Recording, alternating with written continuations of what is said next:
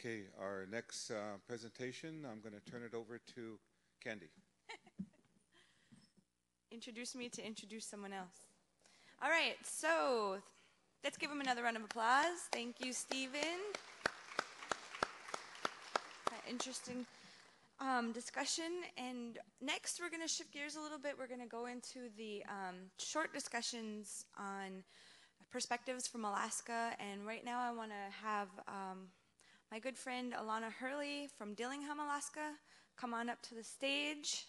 And also, we're going to hear from Clayton Thomas Mueller from Ottawa, Ontario, Canada, and he's going to be talking about perspectives from the tar sands. So let's give them both a round of applause.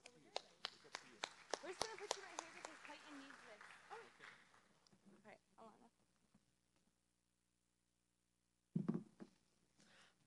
Alana. Chamai.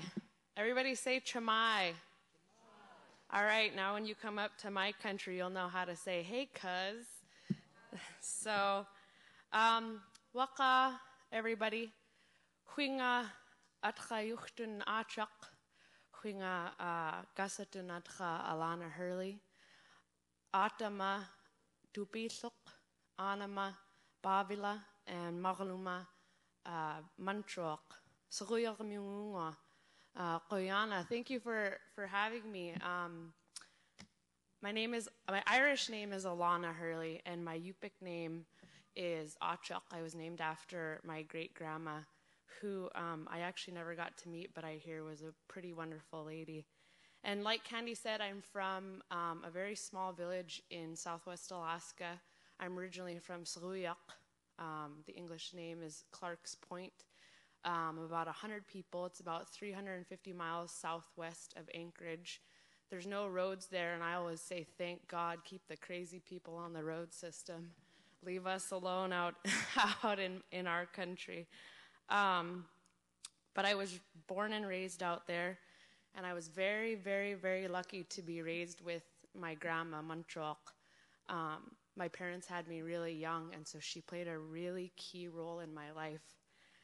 And I'm sure, as a lot of you know, that Alaska has a very complex, weird system in terms of how it deals with its tribes, if it even recognizes its tribal people, because of the Alaska Native Claims Settlement Act in 1971 that turned our land over to Native corporations. So I was born into a very complex, convoluted system that has attempted to turn our Native people in Alaska into shareholders instead of the truly Indigenous people that they are. And I was very, very lucky that my grandma instilled in me in every way she could to not get caught up in that crazy political system that could totally change your mind about how the world operates. She taught me through subsistence. Are you guys familiar with the word subsistence? It's kind of a buzzword in Alaska. In its literal translation, it basically means to survive, to just get by. To the Native people in Alaska, it means the very core of how we understand who we are, how we connect to our ancestors, how we live off the land, how we treat each other. The word for that is yuyarak in the Yupik language, our way, the Yupik way, the way of the human being, how to act on this earth to be in balance and to be in a good way with our Creator. And so I was so, so fortunate that I had my grandma to teach me that in every way of just getting wood. You know, when you're 15, you're like, oh my God, I don't want to go get wood, or I don't want to pack water. We didn't have running water. But she taught us, you know, that living this way, this traditional way, hunting and fishing and gathering, doesn't only teach you how to survive. It doesn't only put food on your table. It teaches you how to respect yourself, how to work hard, how to respect the people around you, how to love, how to live and enjoy life in a real way, not in a way that means, you know, getting as much as you can and keeping it for yourself for some kind of crazy status symbol that other people are trying to force into the brains of our people. And so I always got to recognize my grandma, because without her, there's absolutely no way I would be where I am today and have the understanding about the earth that she passed on to me. But I'm here with Red Oil, resisting environmental destruction on Indigenous lands. And it's basically a coalition of Alaska Native people, the Yupik people, the Inupiaq people, our brothers in the southeast, the Tlinkits and the Haidas and the Iyak, the people down the chain from us, the Unangal, and the people in the interior, the Gwich'in and Koyukon Athabascan people. And Red Oil formed back in June of 2002 because Alaska is really at ground zero for fighting a lot of this unsustainable development that the state is really, really paving the way for these people to come in and destroy our homelands. And so the group formed to address this and to say, we don't agree with this, and we're demanding our rights to a clean environment and to our culture and to the survival of our people, and we're going to fight back. We're going to fight back together, all these different groups in Alaska. And so we, address all types of unsustainable, destructive resource development, fossil fuels, mining, offshore oil development, and also how to mitigate and address the impacts of climate change that are very real for Alaskans as we speak. So I'm just going to talk to you a little bit about something that's going on in my area. I heard it brought up yesterday. In Bristol Bay, our people very much still live a very traditional way of life. We still are able to survive off the land and interact with the land in the way that our ancestors did. And the company name, Anglo-American, I always have to make sure I preface that with company because I've had people think that I'm saying Anglo-American. But the company Anglo-American is looking to develop one of the world's largest copper and gold mines in the middle of our sockeye salmon fishery, one of the last great wild sockeye salmon fisheries on the face of the planet. Literally on the face of the planet. We've destroyed or really, really hurt a lot of the other fisheries around the world. And they're looking to build the largest open pit copper and gold mine in the middle of our country. And so we're fighting with all we have to stop this. And we've worked, our tribes, I'm so thankful, our tribes have come together on this along with our Native corporation, which is almost unheard of in Alaska. A lot of the Native corporations promote this destructive resource development.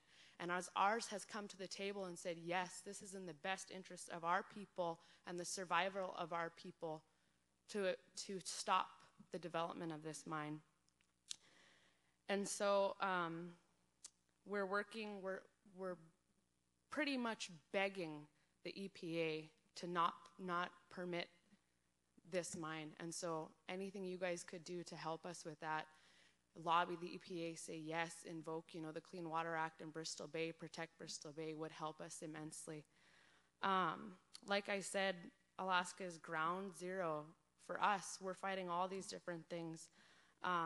Right now in the Chukchi and the Beaufort Seas with our people to the north of my people, the Yupik people, the Inupiaqs, Shell just got 2 permits to start offshore drilling as soon as this summer. They said, they said that their spill response plans were adequate.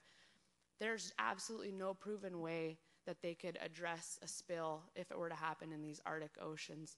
This is ridiculous, and we're not standing for it anymore. We need your help. We need everyone to lobby the Obama administration to protect our Arctic oceans, protect the people that still rely on those oceans to survive and for the survival of their cultures and people.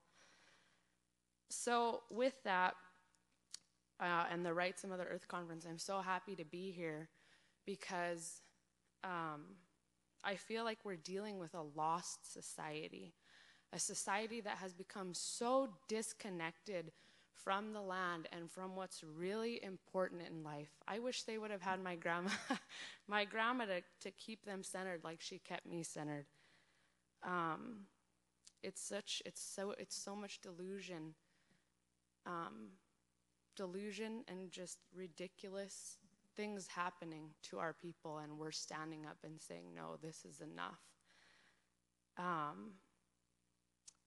Our people are feeling the impacts of climate change as we speak.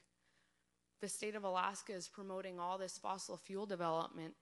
oh, we need to keep, we need to start doing domestic energy development, blah, blah, blah, blah, blah. Meanwhile, half of our villages up on the Arctic coast are falling into the ocean, literally falling into the ocean. Our ancestors, our graves are falling into the ocean, but yet there are these different entities pushing this type of development to further this process of global warming and climate change without addressing how it's impacting our Indigenous people.